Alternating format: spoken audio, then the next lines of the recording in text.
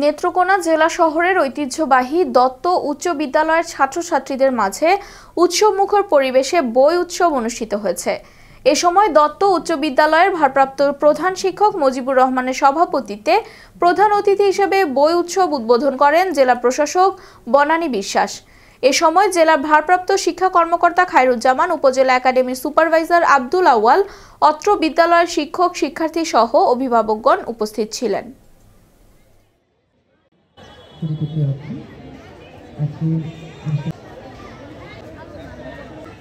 27,000 plus. আর এখানে যেটা হচ্ছে যে আমাদের বইগুলো সবগুলো বই এখন আসেনি।